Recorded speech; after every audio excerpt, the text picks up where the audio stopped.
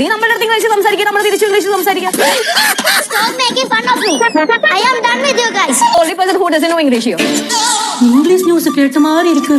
Hello guys, അങ്ങനെ നമ്മുടെ ഉപ്പും മുളകും പുതിയ പ്രമോലും നമ്മുടെ പാറക്കുട്ടിക്ക് ഇംഗ്ലീഷ് പഠിക്കണം അത്രേ. അപ്പം നമ്മുടെ ലച്ചു പറയുന്നുണ്ട്, നീ ഞങ്ങളോട് ഇംഗ്ലീഷ് സംസാരിക്കുക, ഞങ്ങളും തിരിച്ച് ഇംഗ്ലീഷ് സംസാരിക്കാം.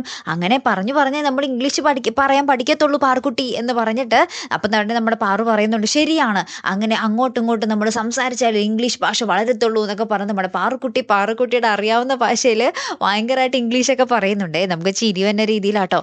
അതിനുശേഷം ഉണ്ടല്ലോ പാറക്കുട്ടിയുടെ ഈ അന്യായ ഇംഗ്ലീഷ് എന്താ പറയുക കേട്ട് സഹിക്കാൻ പറ്റാതെ നമ്മുടെ ശിവാനി വന്നിട്ട് കുറേ ഇംഗ്ലീഷിൽ ചറപറ പറഞ്ഞിട്ട് പൊളിച്ചടക്കുന്നുണ്ടേ.